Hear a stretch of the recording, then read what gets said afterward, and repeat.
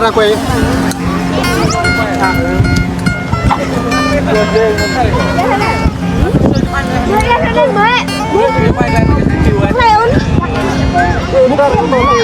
Aduh, em cũng lên.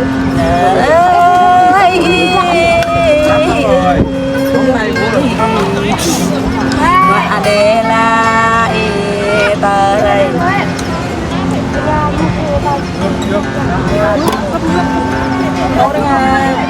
này đây áp ta thơm còn này đây đi đây áp ya yo này đi đây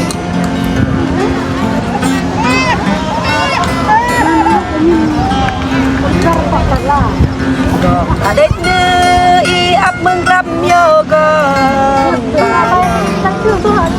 bro ta adek i ap mừng nom yo bro ta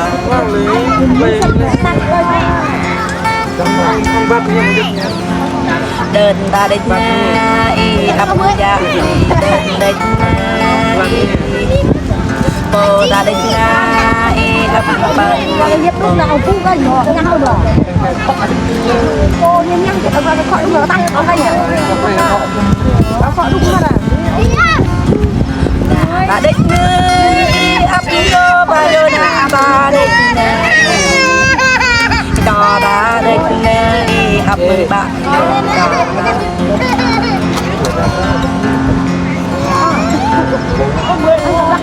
bữa họ ta có y bữa họ khát thì bữa họ ta ta bài ta có y bữa họ ta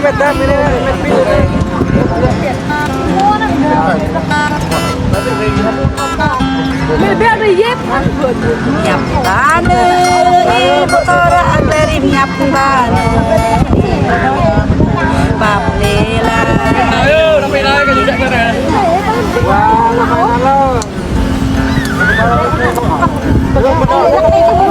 na ge ap ge kai bu play ge da ge na ap gan chan đất nơi ap gan hai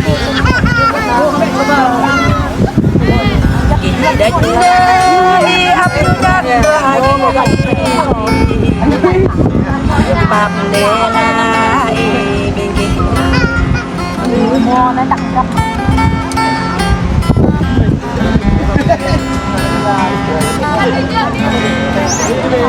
vậy này là ta bệnh nhầm rung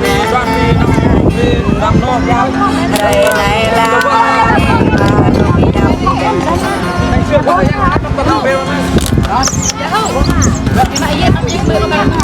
vậy này nơi ta dạy quay YouTube ta này rồi nghĩ lại bộ không đập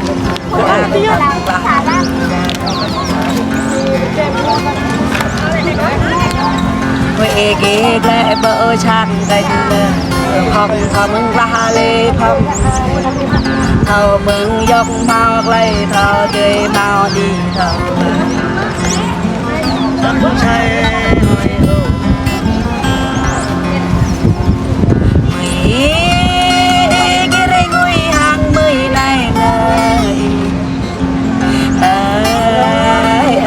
hồi bắp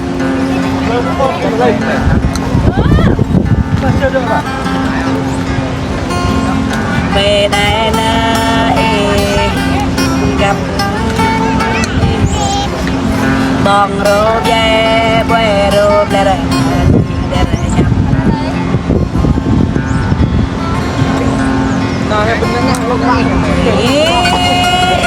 cái chút hàng mươi này kare papa dap kita malu kita lừa coi Bảo con Được rồi nhá. Được cái bôi này. Cảm ơn trắng cho đất nó. Cái cục lâm ti. Cái cục lâm ti. Là đó mới trắng ra đây. Ra bộ đây.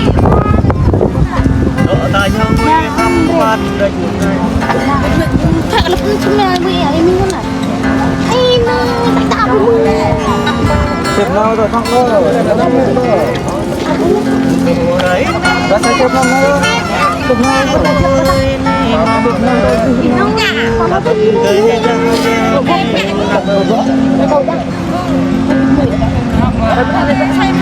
Lên từ bậc lọt này. Còn bố khi nó bắt nó bắt lấy phù đây.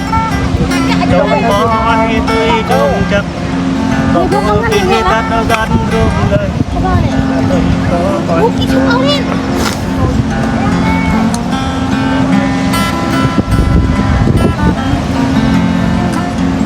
Ta ai tôi ngô nguy bình ta. Cô ta đã cô quy nhân giờ. Cô ta đã nguy ya biết giờ đây. Ai ta đã chụp. Cô ta đã nguy bình giờ đây. Không có ai chụp rút chắc. Ta ai chụp rút ta chắc.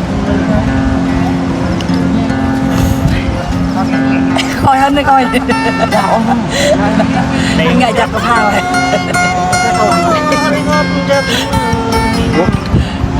Giờ cả hàng tấn con này người mong này đi thế. Hạt cái chỗ như này thôi, chỗ như này đấy. Giờ có bó thơ ra đây. Giờ bây giờ cho tôi nào. Có bó thơ đây nhắm đây. Thì có tâm thắp thắp bình bằng ta. Nó, rước thôi kia. Mọi tôi đi ai. Đồ đấy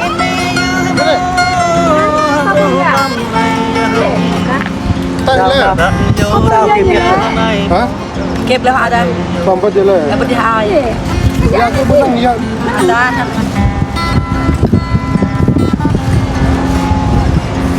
Tôi nhớ chúc giờ này đã phong đã tâm ra người ta đã phong đã ra tôi con giờ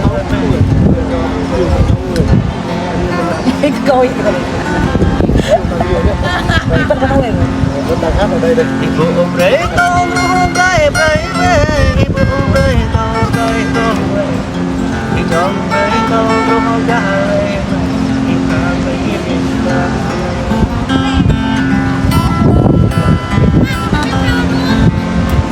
Đi thôi con nha. Ra, chuẩn bị lại bây giờ.